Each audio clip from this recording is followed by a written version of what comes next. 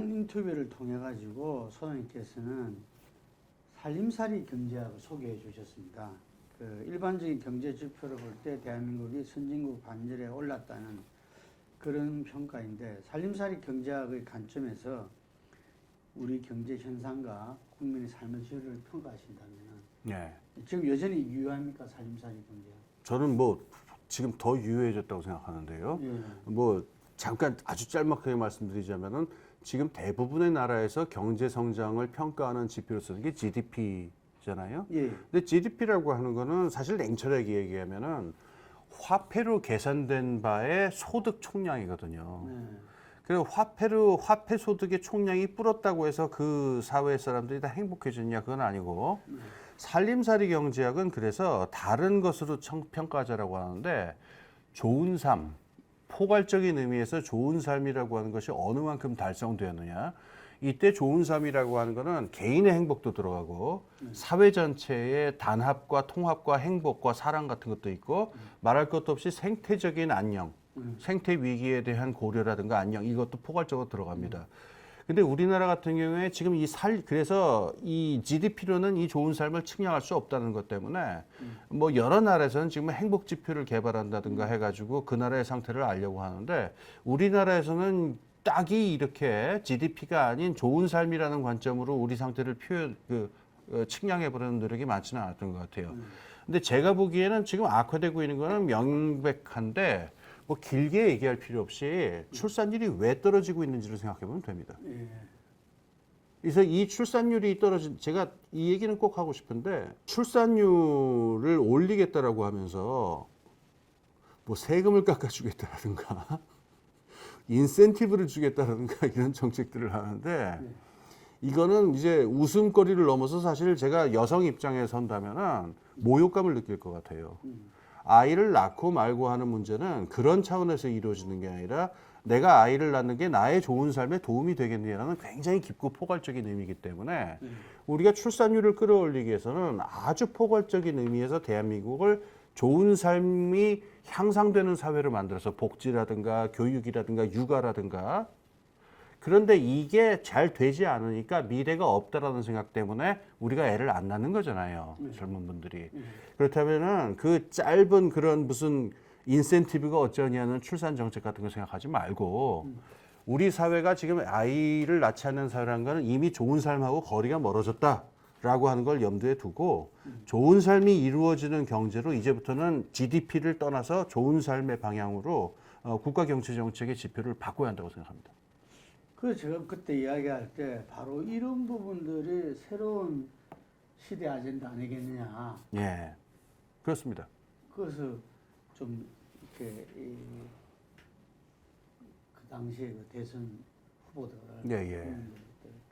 외국 나가신다고 그때 그래가지고 그때 외국 석학들하고 예. 같이 좀 이렇게 금방 이런 문제들에 대해서 좀 이렇게 같이 공동 연구하고 한다고 그랬거든요. 그 성과는 조금 있었습니까? 예, 그러니까 뭐 여러 논의가 있는데, 지금 제일 그 국제적으로 많이 알려져 있는 책 하나만 소개를 시켜드릴게요. 도넛 경제학이라는 책이 있어요. 외람되지만 제가 번역했습니다. 케이트 레이워스라고 하는 영국 경제학자가 쓴 책인데요. 이 도넛 경제학이 명시적으로 그 얘기를 하고 있습니다. 21세기 경제학은 더 이상 GDP 성장을 목표로 할 수 없다. 하나 좀 말씀을 드릴게요. GDP 성장이 떨어지는 거는요, 그거는 우리의 선택의 문제가 아니고, 이미 저성장 기조라고 하는 거는 거스를 수 없는 대세로 객관적 현실이 되어버렸다는 걸 우리가 인정해야 되는데, 첫 번째로는 생태적 자연적인 한계 때문에 옛날 같은 고성장이 불가능하고, 두 번째로는 어느 나라나 겪고 있는 이 저출산의 문제 때문에 옛날 같은 고성장은 불가능하거든요. 그렇다면 저성장이라고 하는 건 우리가 원하든 원하지 않든 다가오는 현실이라고 한다면은, 우리는 앞으로 21세기의 경제 정책의 지표를 무엇으로 삼을 것이냐. 도넛 경제학은 두 개의 그림을 그립니다. 하나에 큰 동그라미가 있고 그 안에 작은 동그라미가 있어요. 도넛 모양으로 생겼죠. 그래서 바깥 동그라미는 생태적인 한계를 넘지 않는다. 이 바깥 동그라미를 넘어서면은 기후위기가 벌어지고 해양 생태계가 파괴되고 토양이 파괴되고 하는 거니까, 바깥 동그라미를 넘지 않도록 경제를 운영해야 된다.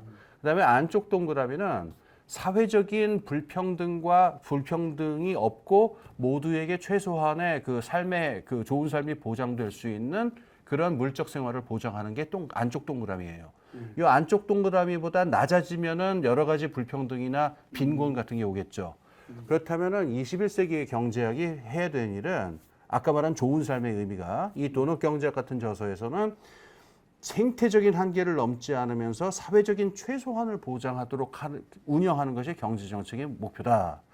이걸 국가 정책으로 채택한 나라는 아직 없는데 주요 도시들은 많습니다.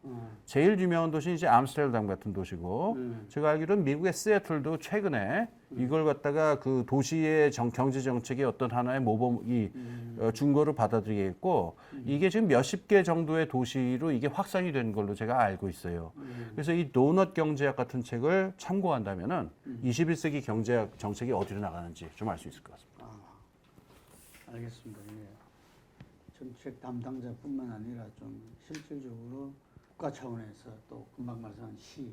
예, 요즘 시 차원에서도 가능하죠. 요즘 보면은 그 통합시 움직임들이 많거든요. 메가시티. 예. 뭐 불경을 합한다 해서 예. 한다든지 그런 분들이 이 새롭게 나가는 거니까. 그렇습니다. 예. 제시할 수 있겠네요. 보니까. 그렇습니다. 예. 지금 이제 그 연관돼 가지고 지난 대선이 이 네거티브에 치우치고 비호감 대선이 되다 보니까 이 대선에서 제일 중요한 게 그 시대 정신, 시대 아젠다에 대해서 국민적인 어떤 그 이 논의와 공감대 이게 있으면서 또 한 시대를 또 이렇게 우리가 지나가고 이렇게 되는 건데 이번에 그게 실종되어 버렸어요. 그래서 이거는 누가 되고 누가 낙선되고를 떠나서 예. 우리 역사에 우리나라 국민들한테 가장 큰 피해지 않는가. 대선에서 해야 될 역할을 못했다는 거죠. 그렇죠. 예. 그래서 이런 걸 했어야 된다. 지금이라도 해야 된다. 하는 시대 정신과 아젠다를 한번 좀 제시해 주시기 바랍니다. 예, 사실은 하나인데 세 개로 나누어지는 거라서 이렇게 말씀드릴게요. 첫 번째는 불평등 문제 해소고, 두 번째는 산업 구조의 전환이고요. 세 번째는 생태 위기에 대한 대응입니다. 근데 이게 다른 문제처럼 보이지만은 다 동일하게 국민들과 사회와 국가가 혼연일체가 돼가지고 협조해야만 가능하기 때문에 사실은 동일한 과제가 됩니다. 지금 불평등을 해소해야 되는 건 말할 필요도 없고요. 산업 구조가 우리가 지금 고도화돼서 고부가가치 부분은 엄청 고부가가치예요. 판교 같은 데 가보면 정말 그 고부가가치 기업들이 있는데 여기에서 소외되어 있는 굉장히 많은 그 생산성이 낮은 노동자들도 굉장히 많습니다. 이걸 업데이트하는 게 굉장히 중요한 문제고, 그래서 그 다음에 세 번째로 이 생태 위기를 갖다가 우리가 대응하지 않으면 안 된다. 우리는 특히 지금 북한이랑 단절이 돼 있어서 전력 그리드를 만들기가 굉장히 어려워요. 그래서 어떤 식의 한국식 그 에너지 전환의 전략을 만들 것인가, 이런 굵직한 국가적 의제들이 논의가 됐어야 되는데, 아시다시피 저번 대선 때는 그냥 뭐 어디 무슨 이런저런 개인의 어떤 스캔들이라든가 이런 것만 주로 되고, 지금도 그러고 있으니까 많은 사람들이 지금 이 세 가지 문제는 그럼 누가 풀 것이냐, 그런 좌절에 닥쳐 있죠. 그때 아까 말씀하신 그 오케스트라의 지휘자가 필요하듯이 예.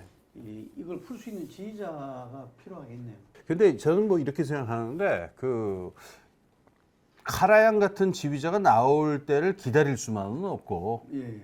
어떤 지휘자가 필요하다라고 하는 거를 집단적인 토론으로 압력을 주는 필요가 있다고 생각해요.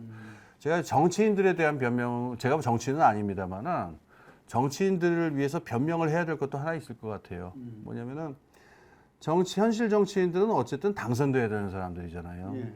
그러니까 당선에 제일 직결된 문제를 가지고만 주로 움직이는 걸로 많은 시간을 보낼 수밖에 없는데, 그럼 막상 당선되었을 적에 어떤 내용으로 어떻게 지휘를 해야 될 것이냐는 사회 전체에 공론장이 있어야 되거든요. 그래서 기후 전환은 어떻게 해야 되고, 그다음에 불평등은 어떻게 풀어야 되고 하는 논의가 있어야 되는데, 이런 공론장이 없는 상태에서 떡하니 그 당선만 됐다고 해서 이 사람들도 사실 답답한 건 마찬가지일 거예요, 정치인분들도. 그래서 우리가 그 훌륭한 지휘자가 나타날 것만 기다릴 게 아니라 다시 제대로 되는 공론장. 그래서 저는 공동선이라는 말을 쓰는데요. 영어로 common good이라고 합니다. 그 몇천 년 된 아주 오래된 서양 정치 철학이 아주 오래된 단어인데 모두가 합의하는 선이죠. 모두가 합의하는 가장 필요한 것들이 뭐냐. 이 공동선이 무엇인가를 합의하는 공론장을 사회가 복구하는 게 정치인들한테 기대하는 것보다 먼저 이루어져야 될 일이 아닌가. 잘 아시겠지만 우리 이 정치가 87년 6월 체제 이후에 이 망국적인 지역주의 타파를 다들 외쳤어요. 네. 근데 지금 그 지역주의는 극복된 게 아니라 오히려 더 뿌리를 가지고 고착화 되면서 그 위로는 진영대결이라는 네. 또 새로운 어떤 부분들, 이게 아까 말씀드린 걸 인용하자면 지역주의가 악순환됐다 이렇게 보여지는데, 그 진영대결로서 모든 게 이 양기득권 세력으로 왔다 갔다 하는, 그러면서 금방 이야기한 대로 이 자기들의 어떤 승리, 당선을 위해서 하지, 이게 국가적인 어떤 아젠다의 제시와 실현, 이거는 뒤처질 수밖에 없거든요. 그래서 네. 진영 대결을 끝장낼 수 있어야 된다. 그래서 저는 선거 제도로는 소선거에서 중대선거제로 바뀌지 않으면 안 된다. 제3당이 탄생하지 않으면 이 두 당이 자기들이 알아서 바뀌기는 어렵다. 네. 이런 생각을 하고, 금방 말씀하신 대로 이 여러 복지 국가들이 결국에는 성장과 복지의 선순환을 가지고 오기 위해서는 금방 말씀하신 사회적 공론을 통한 사회적 대탈위에서 다 기초하고 있거든요. 예. 그런데 이 부분들이 우리나라에서는 참 요원한 과제처럼 보입니다. 네. 아마 우리 소장님께서도 고민을 많이 하셨을 건데, 이걸 우리는 어디서부터 좀 시작해야 된다고 보십니까? 아까 말한 그 지역 감정의 문제는 저는 그런 견해를 갖고 있는데 지방 분권이 충분히 이루어지지 않아서라고 생각해요. 지금 우리나라 헌법에서 그 지자체가 갖고 있는 권한을 보면은 너무 적어요. 그러니까 지금 어떤 지자체들이 갖고 있는 재정을 봤을 적에 그 지자체 정부가 쓸 수 있는 재정, 그 재량으로 쓸 수 있는 재정의 그 규모를 보면은 10%가 되지 않거든요. 막 5% 이렇습니다. 나머지 돈들은 정부에서, 중앙정부에서 교부금이 내려오더라도 다 용도가 정해져 있으니까.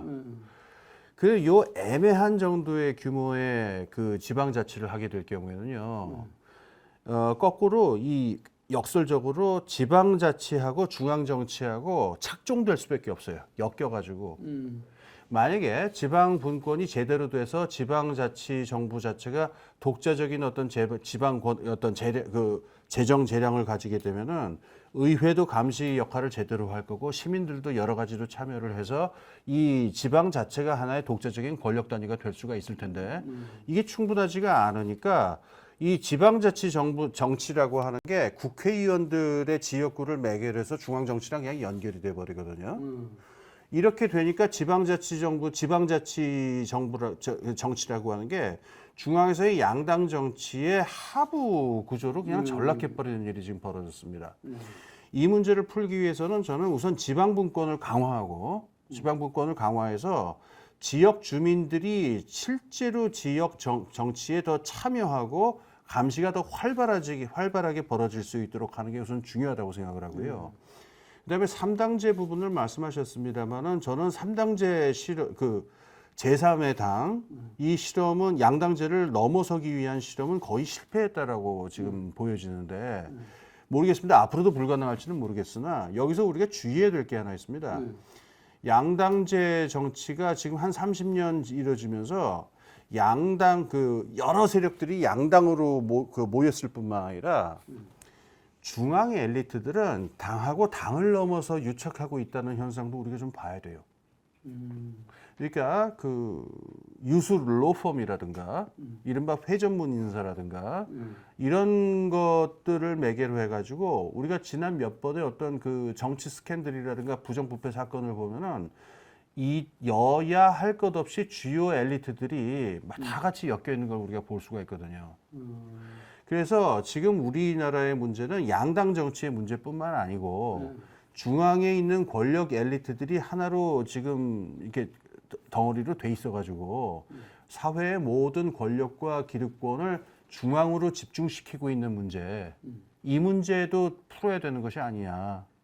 그래서 이 문제가 잘 풀리지 않기 때문에 제3당이 제대로 생기지 않는 것이다. 저는 사실 이렇게 생각해요. 제3당을 만들려는 세력도 결국은 다시 그 유착되어 있는 엘리트 네트워크로 다 흡수되고 하거든요. 그런 부분과는 또 이 사회적 대타협, 복지라든지 임금이라든지 뭐 우리 이전에 그 노사정치인, 경사 노위 이런 부분들에서의 이 사회적 대타협을 위해서는 우리가 어떤 부분부터 걸어가야 될 것이다. 네. 이게 서로 간의 불신이 너무 크기 때문에 네. 아예 뭐 서로 타협의 여지가 없는 것처럼 이렇게 보이거든요. 네. 이게. 그래서 뭐 굴복하느냐 마느냐의 문제 이래가지고 사회적 대타협이 어렵지 않습니까? 네. 이게 그러니까 서구 복지국가의 사례를 볼 때 우리 소장님 좀 제언을 하신다면은. 예. 우선 뭐 두 가지가 있을 텐데요. 그 노사정 사회적 타협이 잘 안 되는 이유는요. 사측은 별로 필요를 못 느껴요. 이미 정부가 충분히 그 세금 감면해 줄 거, 그다음에 인센티브 줄 거 다 해주고 있고, 그다음에 노동 측에 의해서 어떤 그 노동하고 꼭 타협을 해야 될 절실한 어떤 필요를 못 느끼고 있기 때문에 그건 노동 쪽의 힘이 굉장히 약하기 때문에 그렇거든요. 그래서 노사정위라고 하는 게 어떤 그 아름다운 명분이 될 수도 있으나 사측에서 보면 이렇게 절실한 문제가 아니게 되고요. 그다음에 다른 책임도 있습니다. 이게 노측에서 보자면은 그럼 이 상황에서 어떻게라도 더 얘기를 해가지고 뭔가를 끌어내야 되는데 아예 이 대화 자체를 거부해버리는 그 부분도 일부 있으니까 사측은 필요로 하지 않고 노측은 거부의 자세로 일관하고 있으니까 이게 사실은 파행화된 지 오래됐잖아요. 그래서 이 문제를 해결하는 실마리는 전 거기 있다고 생각하는데 우선 첫 번째로 노의 개념을 좀 바꿔야 됩니다. 지금 우리가 사회적 대타협을 할 적에 지금 양대 노총으로 대변되는 그 노동자 그 노조가 그 전체 노동자에서 대변할 수 있는 퍼센테이지는 제가 보기엔 20%도 안 돼요. 예, 그렇죠. 대개 불안정 노동자라든가 비정규직이라든가 이런 사람들은 사실상 대표되지 않은 상태에서 양대 노총하고만 얘기한다고 이게 저거냐? 이건 힘을 가질 수도 없고, 그다음에 사측에서 보더라도 굳이 이렇게 할 필요가 없는 게 우리나라가 기업별 노조 아닙니까? 그러니까 이 노사정 체제라고 하는 거는 산별 노조가 돼서 중앙 노조가 있을 적에 그때 비로소 사측에서 이걸 절실하게 이걸 합의를 필요로 하는데 노측이라고 하는 게 기업 입장에서 보면은 자기들 회사로 들어가면 그냥 기업별 노조하고 딜을 쳐버리면 끝나는 얘기란 말이에요. 굳이 노사정이라는 테이블로 노하고 얘기를 할 필요가 없어요. 그렇기 때문에 우리나라 기업별 노조라고 하는 차원을 봤을 때 양대 노총에 너무 힘을 쓰지 말고 지금 말씀드린 70% 정도의 노동자들이 대표성을 가질 수 있는 어떤 제도적인 틀을 만들어서 이들이 참여할 수 있는 걸로 노사정 협의의 틀을 바꾸는 게 우선 첫 번째입니다. 두 번째는 뭐냐면은 사측에서 이 사람들하고 대화를 할 만한 인센티브가 있어야 돼요. 그러려면은 국가에서 어떤 강력한 인센티브, 그러니까 산업정책 차원에서 인센티브를 제공해야 되는데 사측에서 최대한 공생의 태도를 취하고 이 70%의 불안정 노동자들하고도 함께 사는 태도를 취하는 것이 왜 우리나라 산업 전체에 이득이 되고 너희 개별 기업에도 이익이 되는지에 대해서 설득할 뿐만 아니라 실제로 그런 인센티브의 장치와 제도를 마련을 해야 됩니다. 그래서 요약하자면은 양대 노총 이외에 70%의 노동자들이 대표성을 가질 수 있도록 하는 것 하나, 그 다음에 현재의 사측이 기업별 노조로 자기 회사에 가서 그냥 기업별 노조로 딜 치면 된다라는 생각을 벗어나서 이 70%하고 합의를 보는 게 나의 이익이 된다라고 하는 제도나 틀이나 장치를 정부가 마련해야 된다. 이게 필요하죠. 사측의 인센티브보다는 노측에서 어떤 70%의 대표성을 갖는 어떤 조직이나 기관이 만들어내는 게 필요하네요. 예. 우선 이렇게 한번 시작을 해보죠. 이런 단체를 갖다가 정부가 만든다면 관변 단체가 되지 않겠어요? 예. 그런데 그 노동자들이 스스로 그 단결해서 이거는 노동자들 스스로가 만들어야 되는데 이 단결권이 실질적으로 관철될 수 있는 환경을 조성해 주는 게 정부가 할 수 있는 일이거든요. 근데 요번에 그 대우조선 사태를 한번 보십시오. 이 하청 노동자들이 뭔가 하려고 했더니 그 어마어마한 규모의 손배소를 때리겠다 이렇게 나오고. 그렇죠. 그 이런 손배소 같은 게 존재하는 한 저 70%의 노동자들은 꿈쩍도 할 수가 없습니다. 시간적으로 물질적으로 전혀 노조 활동을 할 수 있는 적이 안 되기 때문에 정부가 할 수 있는 건 그런 관변 단체를 만들라는 게 아니라 그 사람들이 스스로 단결해서 뭔가 할 수 있는 제도적 환경을 마련하는 건데 우선 시작으로는 손배소에 대해서 우선 제동을 가해야 되는 것 하고요. 두 번째로는 그 노동법원 같은 거 우선 만들어야 됩니다. 그러니까 이건 여러 번 제기가 됐는데 지금 가령 요번에 그 대우조선 그 하청 노동자들 파업이 합법이냐 불법이냐를 대법원에 있는 판사 한 사람이 결정을 해요. 근데 이 사람이 어떻게 뭘 그 노사관계 디테일을 뭘 한다고 그렇게 판단을 하겠습니까? 그러니까 다른 나라의 경우처럼 노사 문제의 특성을 충분히 이해할 수 있는 사람들을 노측 대표, 사측 대표, 정부 측 대표 이렇게 해가지고 포괄적으로 고려할 수 있는 노동법원이나 노동위원회 같은 것들을 만드는 것. 이런 단계에서부터 시작하면은 그 70%의 단결이나 조직도 서서히 이루어질 것입니다. 저는 개인적으로는 그 노동부 장관이 이정식이라고 네. 그 친구가 한국노총에서 이 공채로 들어가가지고 이 위원장만 안 했지 모든 직책을 다 했던 친구거든요. 그래서 이 친구는 뭐 자기가 장관 됐다 해서 그것으로 끝나는 게 아니니까. 그래서 이런 부분들을 좀 제가 개인적으로 자기도 생각하고 있겠지만 우리 소장님의 고견은 제가 그 친구는 전달했어요. 아유 뭐. 그런데 벌써부터 그런 기사가 나오더라고. 노동부 장관이 좀 이렇게 따다간다고. 아 그래요? 이 지금 정책을 위반하고 이렇게 그걸 갖다가 실행하는 데 있어 가지고 어쨌든 이 친구는 노측의 입장을 갖다가 가지고 할 거잖아요. 그러니까 그 부분이 불편한 거죠. 그런 움직임이 벌써 보인다고 이렇게. 그 노동부 장관이 일을 잘하신다는 얘기네요, 그건. 그래서 저는 아주 단단한 친구입니다. 믿어볼 만한 친구다. 그래서 제가 말씀하신 걸 잘 정리해서 전달하고 더 고견은 좀 이렇게 연락해서 들으라고 모셔서 그런 말을 전하도록 하겠습니다. 오늘 짧은 시간에 너무 큰 문제부터 시작해가지고 해서 그런데 하여간에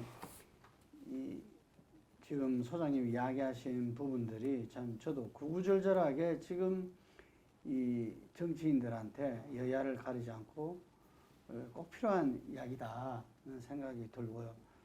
그래서 지금 그런 움직임들도 있는 것 같아요. 여야 초선들은 뭔가 이 새로운 변화를 위해서 하여튼 공부하는 모임은 엄청나게 지금 21대 국회에 와서 커졌는데 그게 이 전국 실제 흐름에서는 완전히 그냥 묻혀버리는 거죠. 그래서 그 부분에 그 소장님께서 좀 더 많은 역할을 해주셨으면 하는 생각입니다. 오늘 인터뷰 감사하고요.